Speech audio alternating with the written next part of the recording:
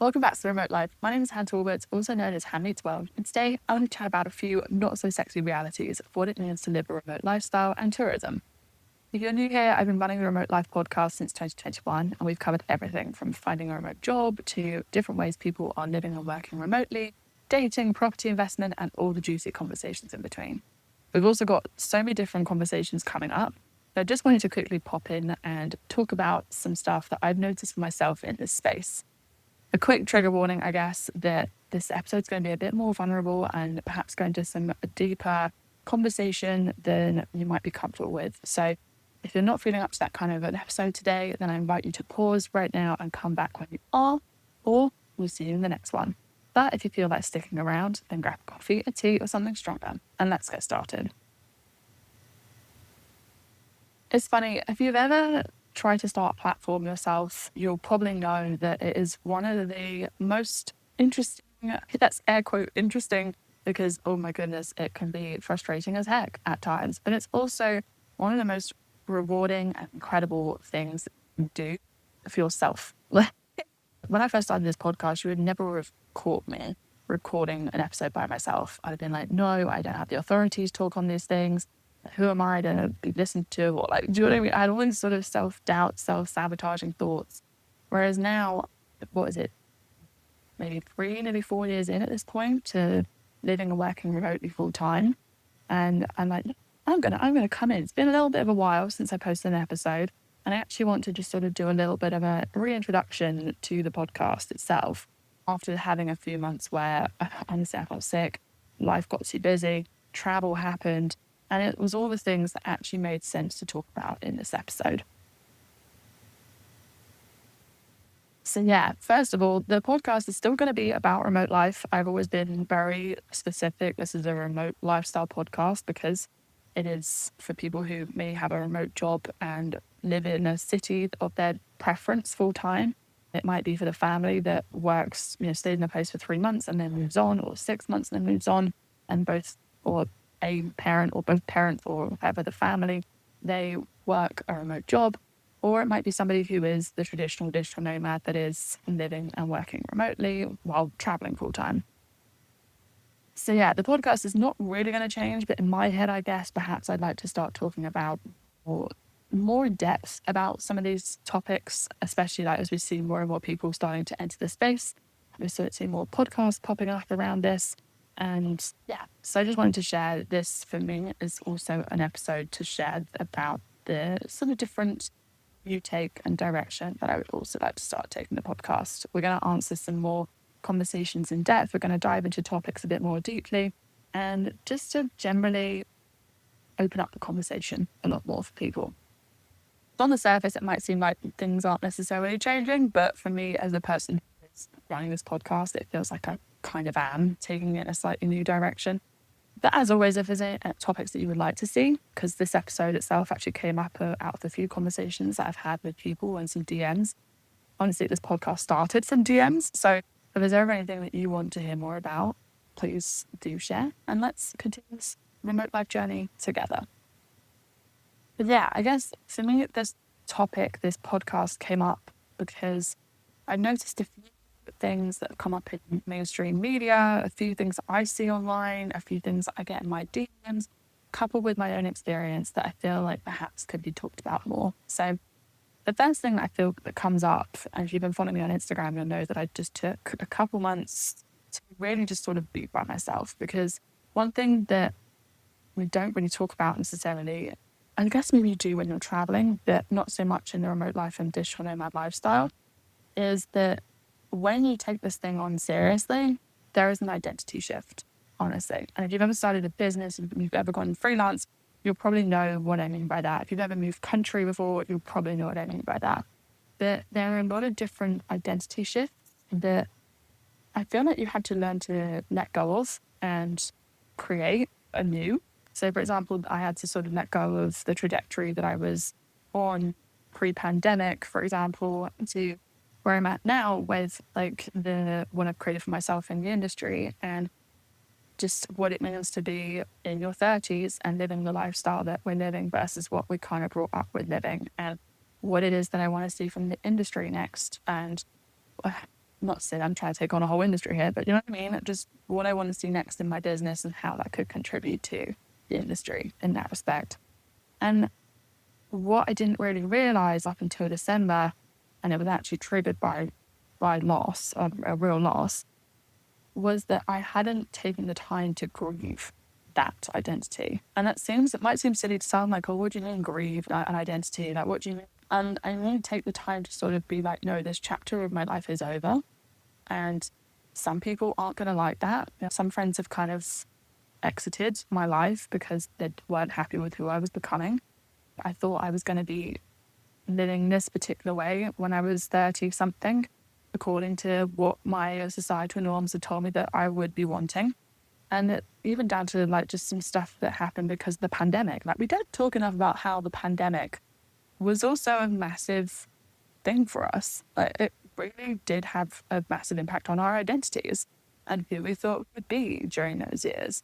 And whether it was how tired I was feeling, whether it was that I finally listened to myself and what my body needed and what I needed for myself, or because we had to deal with a few literal losses in the family, I finally took the time at the beginning of this year to really grieve who I thought I was and who I was still trying to bring into this lifestyle that just didn't fit, right?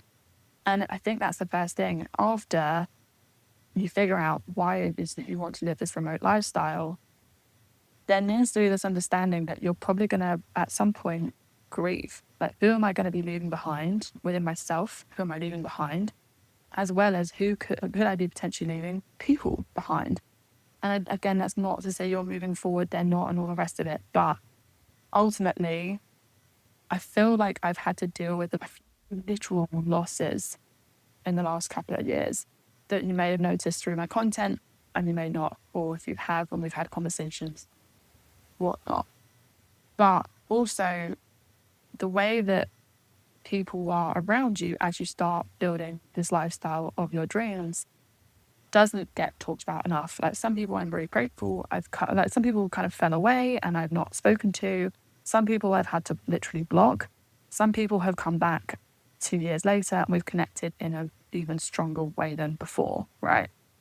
So first off, there is a certain identity that you take on. If this is something that you want to do long term, there is an identity shift that just can't be explained. It's just something you might have to work through when you live this remote lifestyle. And it's led me to then meet some incredible people as an amazing upside to this. You know, an amazing community. It's such a wonderful thing to be able to around people who get you, who get your lifestyle, who get what you do.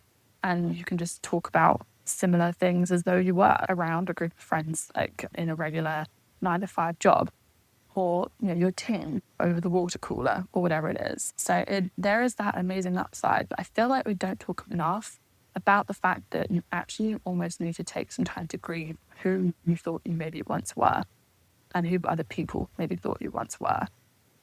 And I can imagine some people listening to this now going, Ham, what are you talking about? But that was my experience. As I said, it's funny, when I started this podcast, you never would have caught me talking about this. I'd been like, oh no, I can't talk about this deep stuff. But if you're ever finding yourself, honestly, even if you're building a business and you have a base, you might at some point come up against this, because at the end of the day, you've got to sort of let go of a certain way of being, a certain personality you thought you were, in order to create space for the person who you are becoming, ultimately.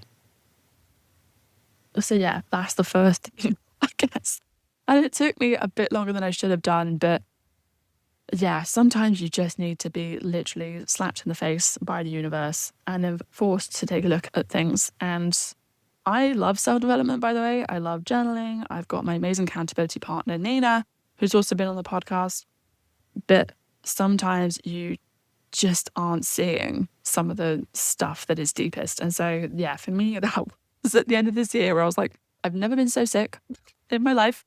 I have never had so many troubles with food and just general direction, and then coupled with stuff that happened back home that meant that I was really forced to look at what was coming up for me and what I had not taken the time yet to work through. And I'm still working through it, but really work through. So that is the upside of the beauty of remote life, though, is that you can then pick destinations that resonate with what you're going through at the time. And so, yeah, for me, that was about going to Ericeira in Portugal at the beginning of the year. And it's a wonderful destination, by the way, if you're ever looking to go somewhere that is very healing. And there are so many different things around therapy, around just different ways to heal.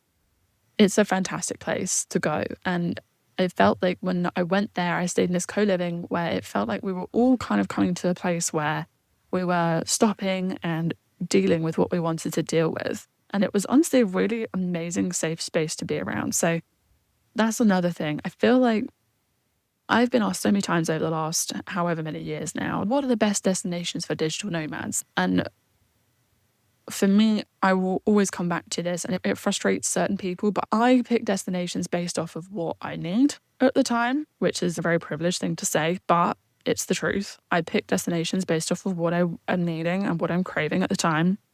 I pick destinations based off of the languages that I speak and the cultures that I resonate with, and the countries on the list that were on the list before I took on this remote lifestyle. So there are certain places that I will go back to more, but I will never be like, you should go somewhere because there is a community here. Because what might work for one community and you in one community will not necessarily work for the next one. That is one thing that I feel also does not get talked about enough.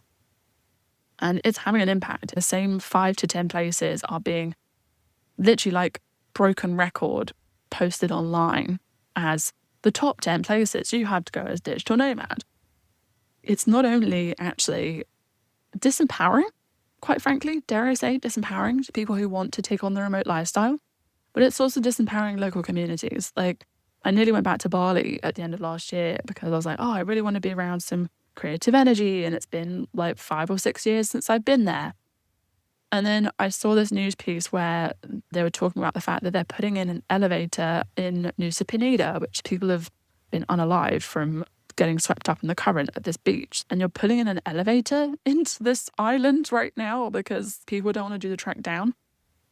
That's just one extreme case of many of the impact that Western culture is having on these destinations that don't have the infrastructure to like maintain these crowds.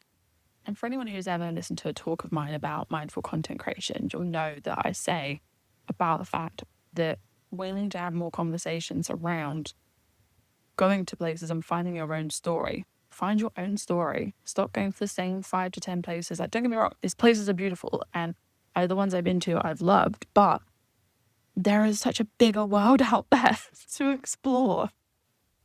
You really don't have to go that far even to live a remote life. In my talks that I've given, I would say, right, what's your story? What is it you are trying to tell the world? Who are you as a person? What is your authentic voice sharing? What is it you want to put out into the world?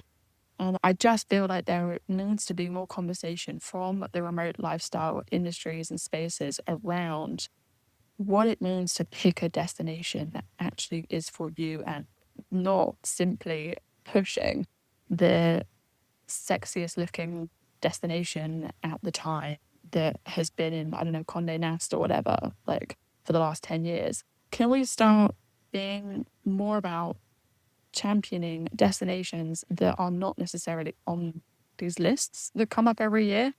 And don't get me wrong, I think like London, for example, is a fantastic place to remote work, but the UK has lots more places than just London to go and remote work. As the whole stereotype is, as long as you've got a Wi-Fi signal, like you can work from anywhere. So why are we still pushing the same handful of destinations? Let's be creative. Let's go think about our stories. What is it that we actually want from this remote lifestyle? And empower more people to do it that way. And that goes for destinations too. What more can we get from your destination and what can be shared in your campaigns? Because I feel like we're being a little bit sort of stuck in our ways around things. So what else can people see? Like, what more can we go see? Because I think digital nomads got a bit scapegoated right back in the summer with the revenge travel situation that happened where people were traveling. I didn't know this was a thing until last summer, but apparently there was a whole trend around people traveling at all costs post-pandemic. And don't get me wrong, as soon as I could, I was like, let me out. But it then obviously had a negative impact on communities. And maybe that's a responsibility we possibly have as long-term visitors, because short-term tourists feed off this too. And I feel like we've got a bigger conversation to have around like what it is that we're sharing these campaigns, where these crowds are being directed to. And for all of this, influencers and their photos. No, I am saying normies on their vacations trying to get all these photos. I was in Thailand, the Grand Palace, I think it's called, and I couldn't move the selfie arms. Like, it was crazy. I was literally walking around just trying to mind my own business, and I would get blocked. An arm would just stop me. And it was just regular tourists taking their family holiday photos. And don't get me wrong, I want you to have your memories. I want you to have the best time. But when it's now got to the point where we are stopping other people from going about their daily lives, there needs to be a bigger conversation around this travel and tourism mindset. So for me, I feel like I definitely, from the digital nomad perspective, because ultimately we are going places for longer, we are able to stay in local spaces and communities for longer time. Supermarket people start recognizing us. The baristas know our orders. The bakeries know what pastries we maybe want by this point. What else can we do to showcase how amazing a destination is, right? What more can we do? Because saying the same 5 places to go visit in a destination like Lisbon are the only things you can do in that city. And don't get me started on this whole hidden gems thing. But what more can we do to share why we live in Lisbon? Because don't get me wrong, I'm sure you live in Lisbon because you love Lisbon. I'm really honing in on Lisbon now. But I'm sure you absolutely do love this city. But why do you love it so much? What more is there? I went to a TEDx event when I was there in February, and it was in a little neighborhood called Marvilla. And the event itself was definitely not for me. The event wasn't for me because I'm not a creative living full-time in Lisbon. But it was such an amazing energy to go to the Convento, which is just this incredibly beautiful building, to see a massive community turnout of people who wanted to build up this up-and-coming neighborhood in Lisbon. The mayor turned up. There were several different people giving incredibly inspiring talks because it's TEDx. And then also there were local brands getting involved too. And so you then got to meet local brands and what they were up to. And then people, you could hear in like English and Portuguese, like these amazing conversations around like what people want to build, what they want to see more in their city. And I don't know why we're not talking more about that. I know that for myself, this is something that I really want to start going a bit more in on, because I just feel like it's not sexy necessarily to talk about the same 5 things that people are talking about that is trending on TikTok or whatever.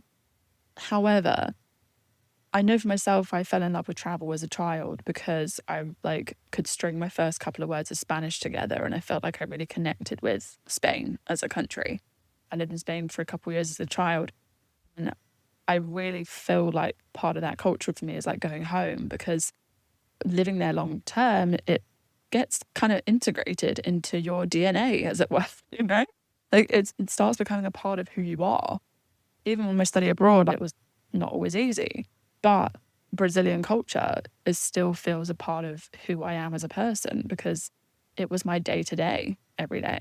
So to then hear that like people are building bubbles of expats and nomads in different places, and they're not really getting from the country what you maybe perhaps could in that respect, like whether it's learning a new language, it's building a new community that is local to the place, and really getting the culture, and like it just doesn't compute in my brain. And I feel like there's possibly something doesn't work in my mind. Let's just say that. It's like a 404 error.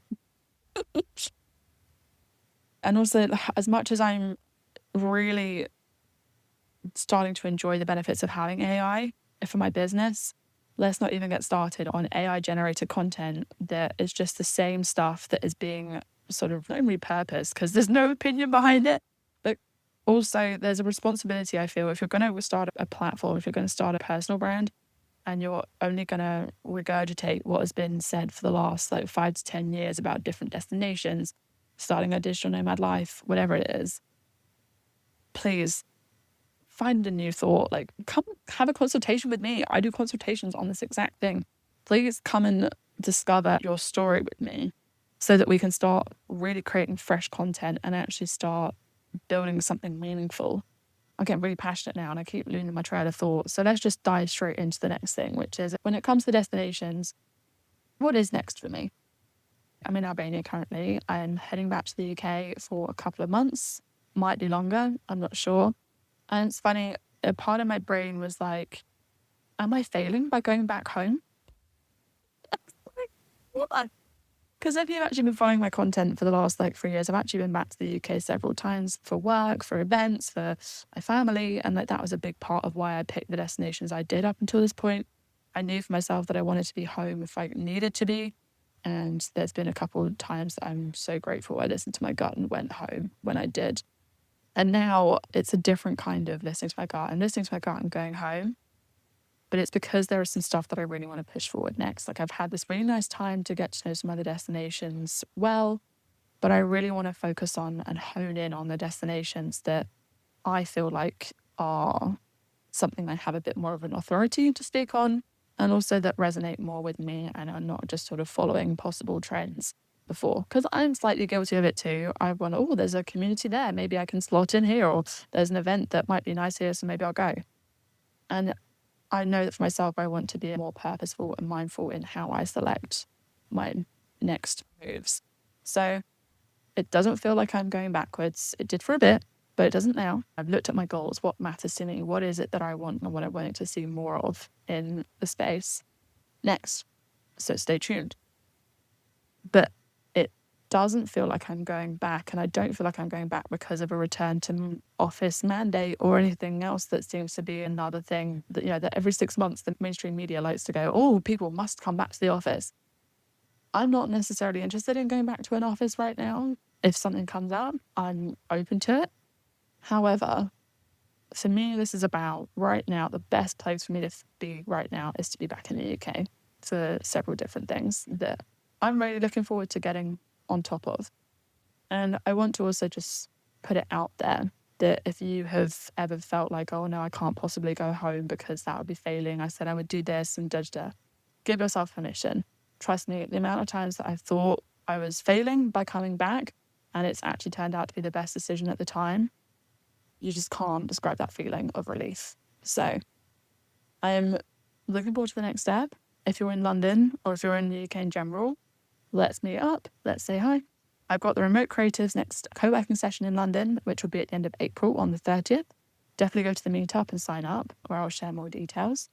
Yeah, here's to a new chapter of the Remote Life podcast. Thank you so much again for listening, and I can't wait to remote work with you again soon.